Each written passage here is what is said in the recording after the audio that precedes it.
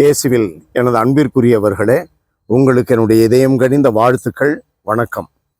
அன்பானவர்களே, ஆண்டவர் இயேசு நமக்கு கொடுத்துள்ள சிந்தனை லூக்கா நற்செய்தி 9வது அதிகாரம் 22 25 முடிய உள்ள நற்செய்தி பகுதி. மானிட மகன் பலவாறு துன்பப்படவும் மூப்பர்கள், தலைமை குருக்கள், மறைநூல் அறிஞர் ஆகியோரால் உதறி தள்ளப்பட்டு கொலை செய்யப்படவும் 3ஆம் நாளில் உயிருடன் எழுப்பப்படவும் வேண்டும் என்று சொன்னார். இதை சொன்ன பின் ஆண்டவர் சொல்லுகிறார், அவர் அனைவரையும் நோக்கி கூறியது, என்னை பின்பற்ற விரும்பும் எவரும் தன்னலம் துறந்து தம் சிலுவையை நாள்தோறும் தூக்கி கொண்டு என்னை பின்பற்றட்டும்.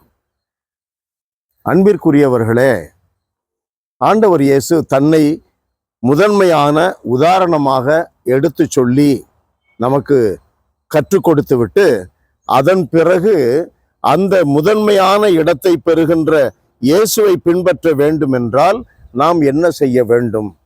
இயேசுவை போல நாம் துன்பப்பட வேண்டும்.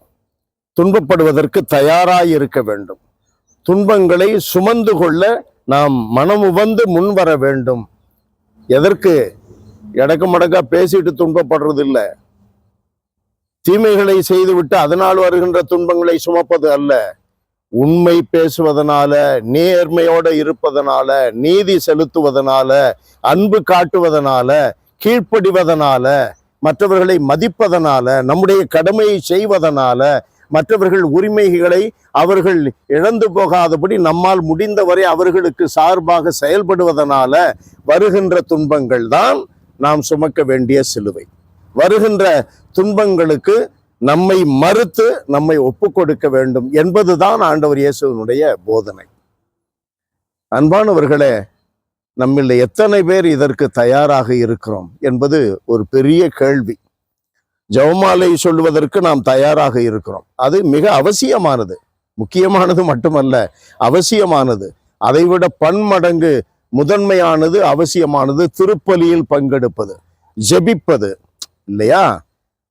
ஆனால் இதற்கு நாம் தயாராக இருக்கிற நம்மில் பலர் உண்மைக்கு, நீதிக்கு, அன்புக்கு கீழ்ப்படிவதற்கு, தாழ்த்தி கொள்வதற்கு தயாராக இல்லை. இவைகளுக்கு நாம் நம்மை ஒப்பு கொடுப்பதற்கு, இதற்காக துன்பப்படுவதற்கு தயாராக இல்லை. நமக்கு என்னத்துக்கு வம்பு?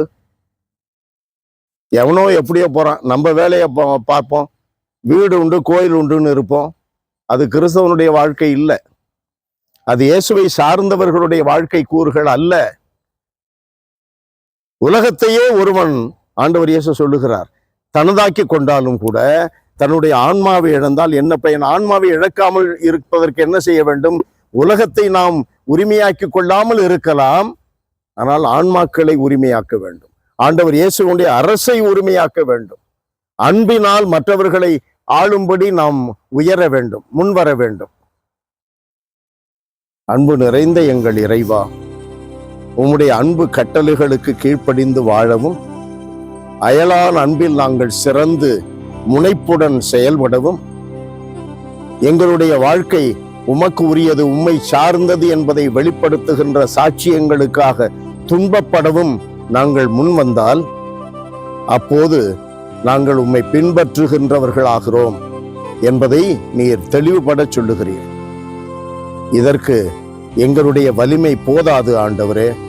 எங்கள் நம்பிக்கையை உறுதிப்படுத்தும், எங்களுடைய வலிமையை உறுதிப்படுத்தும். உம்முடைய துணையை என்றும் எங்களோடு இருக்கும்படி நீர் தயவு கூறும். இயேசுவின் நாமத்தில் ஜெபிக்கிறோம் பிதாவே. ஆமென், ஆமென்.